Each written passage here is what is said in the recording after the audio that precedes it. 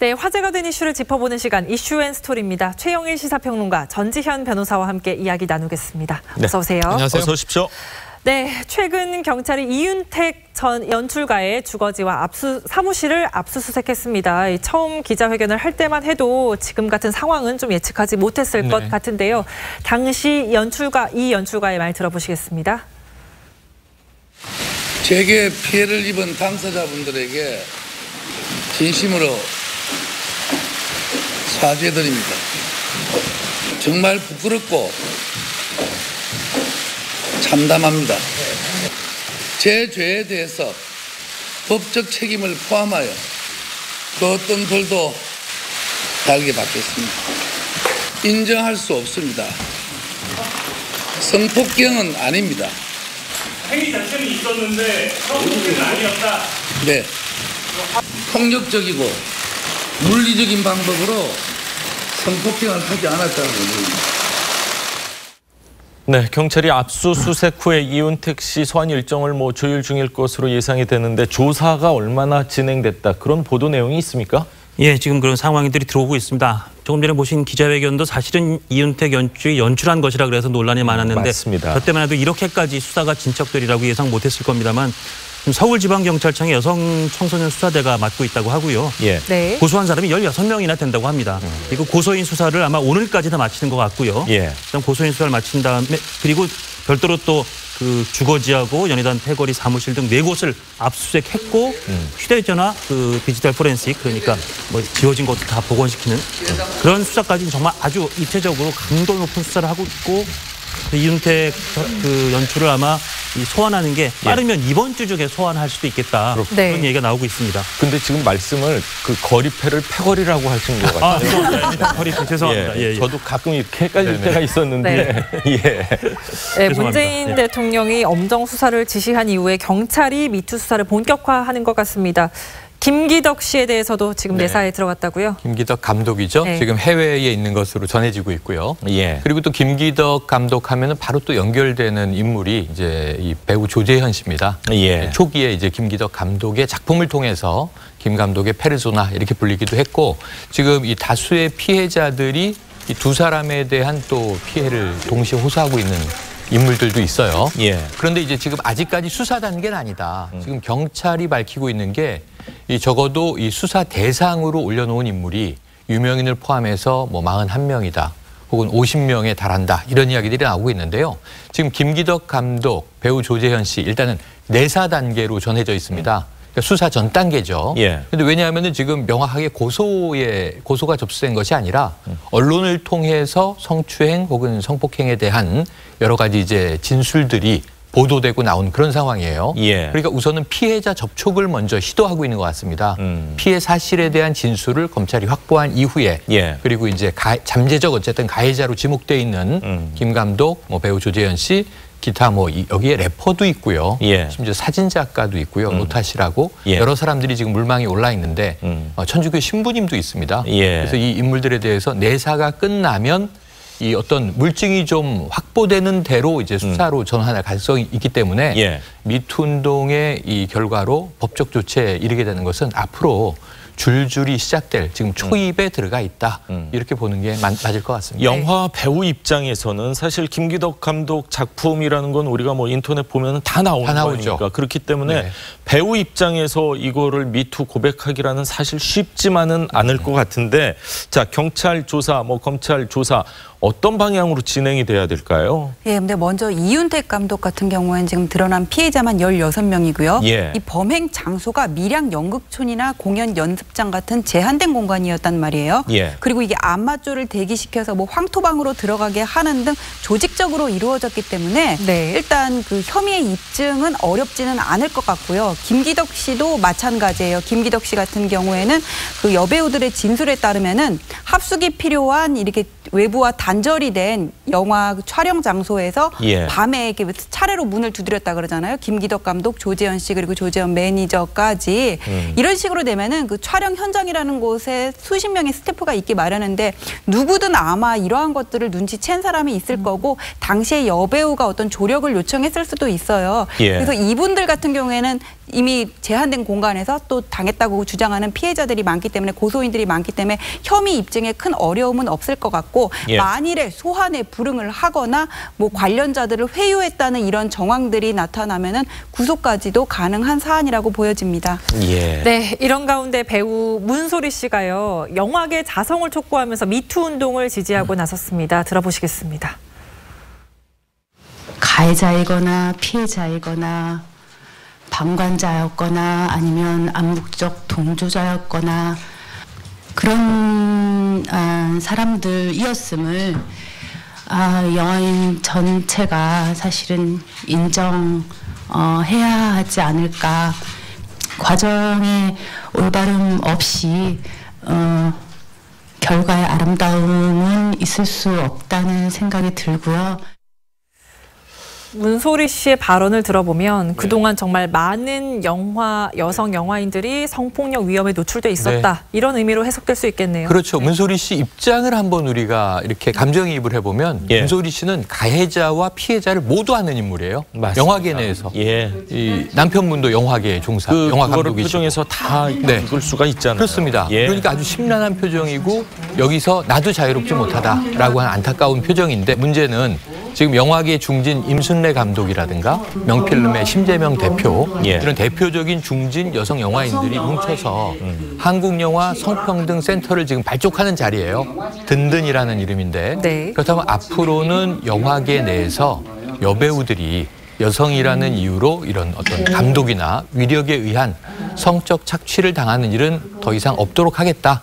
이런 이제 자정운동이 시작됐다라고 보여지기 때문에 문소리 씨의 저 고뇌에 찬 표정이 앞으로는 좀 맑고 밝은 영화계를 이룩하는 데 도움이 되지 않겠는가 기대를 해보는 장면입니다. 자, 지금 저 이야기를 한 곳이 한국영화 성평등센터 개소기념 행사에서 한 이야기인데 맞습니다.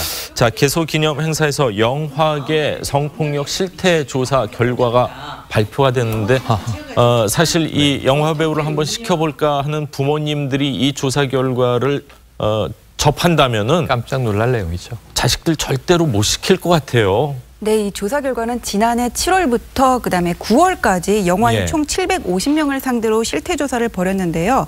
전체 응답자 중에 46%가량이 성폭력, 성희롱 피해를 당한 경험이 있다고 얘기를 했고 그중에 피해자 중에서 여성의 비율이 60% 정도였고 가해자의 성별은 남성이 70%를 차지하는 등 남성의 비율이 월등히 높았습니다. 그러니까 예술이라는 미명 하에 이면에서는 이런 인권 유린이 자행되고 있었던 건데요. 그리고 또 이 지위는 상급자가 거의 절반가량을 차지했었거든요. 그러니까 결국 이런 문화계 권력이 이면에서 이런 성폭력을 자행했던 게 아닌가 생각이 드는데 상급자라고 보면 구체적으로 누굴까요? 영화계 내에서 상급자라 그러면은 뭐 자기가 함부로 거역할 수 없는 감독 같은 사람을 감독 조연출 감독, 제작자, 사실은 소속사의 뭐 대표급, 임원 다양한 사람들이 있을 수 있습니다.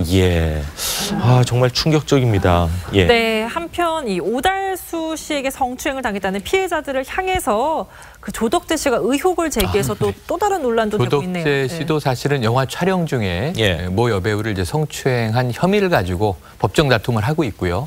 1심, 2심 끝나고 이제 대법 판결을 앞두고 있는 재판 중인 상황입니다. 뭐 무리에 많이 올랐었죠. 사실 미투 운동이 벌어지기 전이었어요, 지난해. 그리고 조덕재 씨가 지금 벌어지고 있는 이런 상황, 특히 오달수 씨에 대한 입장을 밝혔는데 몇 가지 전제가 있습니다. 오달수와 개인적인 친분은 없다. 그런데 한번 잘 생각해 보면 이런 거죠. 결론은 오달수 씨를 우리가 찌질하다. 이런 표현으로 비판할 수는 있지만 이것이 성적 폭력인지 아닌지는 굉장히 다각도로 봐야 된다. 이 여성 피해자 입장에서도 한번 생각해봐라. 이게 뭐냐 하면 혹시라도 연기 지도를 좀 받고 싶습니다.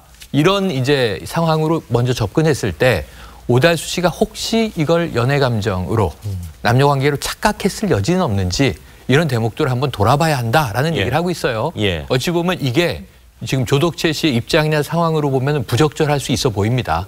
다만 이 말의 내용만 놓고 보면은 지금 벌어지고 있는 미투 운동의 경계 지점에서 하나의 의견으로 우리가 이렇게 관찰할 수는 있겠다 이런 생각이 듭니다. 미투 폭로자들이 지금 듣고 있는 말 중에 것들이 주로 이런 것들이에요. 혹시 네가 어떤 여지를 준 게 아니냐 그런 건데 데이트 폭력이라는 것도 있고 부부간에도 성폭력이 인정되잖아요.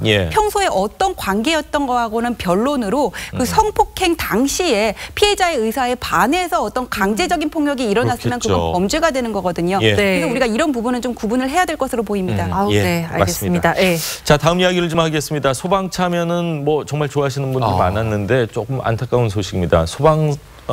소방차 출신의 이상원 씨 생활고 끝에요. 개인 채무를 갚지 못하고 파산을 했다고 하는데 면제받은 빚이 소방차의 전 멤버 김태형 씨가 빌려준 돈이라면서요. 그러니까 지금 저 사진 보시고도 조금 연세가 있으신 시청자 여러분, 소방차 그러면 정말 다 기억하실 거고 한 시대를 정말 풍미했던 그리고 어떻게 보면 지금 아이들의 원조 같은 그런 참 추억 속에 뇌리에 강하게 남아있는 그런 그 그룹인데 그중에 한 분이 이상원 씨가 작년 6월에 개인 파산과 면책 신청을 해서 아마 작년 말에 이게 그 파산 선고가 되고 올해 2월에 면책 결정이 된 모양입니다. 한 1억 정도 빚을 탕감받은 건데 그중에 한 5천만 원 정도는 아까 말씀하신 것처럼 김태형 씨 같은 소방차 멤버였던 김태형 씨한테 빌렸고 나머지 5천만 원 정도는 또 다른 음반 투자가한테 빌렸다고 한 거예요. 아마 이상원 씨가 작년에 그 솔로 싱글 앨범 파티라는 걸 발표하고 이제 열심히 다시 한번 또 활동에 나서려고 했는데 불운하게도 한 달도 안 돼서 교통사고로 아주 그 좀 심한 중상을 입고 활동을 중단하는 바람에 이런 일이 생긴 것 같고 최근 뭐 일정한 수입이 없어 생활고를 겪고 있다 이렇게 주장을 하고 있다고 합니다. 사실 이상원 씨 같은 경우는 1년 만에 데뷔한 지 1년 만에 갑작스럽게 탈퇴를 해서 그 당시에도 뭐 김태형 씨와의 불화가 있는 거 아니냐 이런 얘기가 나왔었는데 불화가 맞다면은 김태형 씨가 이상원 씨에게 돈을 빌려줄 수 있었을까요? 그렇죠. 그러니까 그 당시로 돌아가 보면 불화해서 서로 멤버끼리 충돌했고 튀어나갔고 했는데 이 5천만 원이란 적지 않은 돈을 빌려줬다. 이건 어찌 보면 좀 우정이라든가 의리, 신뢰 이게 기반이 되려면 어렵기 때문에 당시의 불화설은 오히려 아닐 수도 있다. 이것을 반증하는 지금 상황인데 오히려 이게 최근의 불화설이 돼버린 거예요. 6집 때 말씀하신 건가요? 6집 때 시점입니다. 근데 그때만 해도 꽤 오래전인데 지금 사실은 저 장면들을 보시면서 많은 분들이 요즘 표현으로는 추억 돋는다 이런 말씀 많이 하시는데 지금 워낙 그 90년대의 히트곡들이 다시 유행하는 복고 열풍이 벌어지다 보니까 소방차의 재결성, 재결합을 기대했던 분들도 있거든요. 이 사이에 누가 있냐면 정원관 씨가 있잖아요. 정원관 씨는 또 소방차 이 어떤 재기에 대한 의혹을 피력한 적도 있어요, 방송에서. 그런데 김태형 씨와 이상원 씨의 안타까운 채무 채권 관계의 끝. 결국은 이 채권 못 받게 됐고 갚아야 될 사람은 갚을 수 있는 능력이 현재 없고 안타까운 지경이고 교통사고 당했고 생활고고 그러다 보니까 소방차 재결합은 영영 물 건너가는 것 아닌가. 아마 이런 것 때문에 과거에 팬들은 많이 안타까워하시는 그런 사건이 될 것 같습니다. 이 소방차는 최초의 남성 그룹으로 멤버들과 함께 하면서 연습을 하고 활동을 했는데 자, 과거 소방차 하면은 정말 최원희 씨만 해도 이제 나이가 좀 어려서 그런지 잘 모르더라고요. 아닙니다. 근데 정말 최고의 그룹이었거든요. 그 당시 잠시 이야기를 들어보겠습니다. 우리가 지방에서 합숙훈련 했거든요. 그냥 사회생활을 시작할 때부터 저희는 친구였어요. 거기다가 이 연습을 6개월 했으니 얼마나 연습을 많이 했겠어요. 이때 데뷔할 때 무대 보면요. 거의 빈틈이 없어요. 빈틈이 제가 대기실에 있다가 전지현 변호사님께서 계속 소방차 노래를 부르시는 거예요. 그 당시의 인기 어느 정도였는지 좀 설명해 주세요. 저 소방차는 제 어린 시절의 우상이었었어요. 그러니까 뭐 브로마이드, 뭐 스티커, 책받침은 물론이고 소방차 바지라고 해서 이렇게 허벅지 부분에 험하고 종아리에 딱 들러붙는 승마 바지 있거든요. 저는 늘 그거를 입고 이렇게 딱 뽕소매 블라우스를 입고 멜빵을 하고 머리에다가 이렇게 딱 끈을 묶고 다녔어요. 소방차 따라 한다고. 그리고 당시에 되게 인기 프로가 있었는데 왜 부탁해요 하면서 뭐 토요일은 즐거워 있잖아요. 이덕화시죠.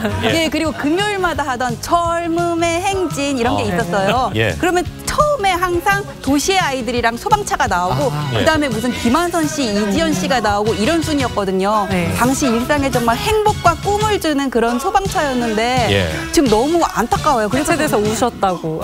그 해체될 때 그때 제가 중학교 1학년이었던 것 같은데 그때 이제 토토즐에서 마지막 공연을 했었거든요. 그때는 이제 이상원 씨가 아니라 도건우 씨였는데 그때 막 눈물이 나더라고요. 오빠들을 다시는 볼 수가 없구나 막 이러면서. 거의 뭐 사생 팬이셨는데 그 이후에 열심히 공부해서 또 변호사까지 잘 됐었네요. 자, 오늘 말씀은 여기까지 듣겠습니다. 감사합니다. 고맙습니다.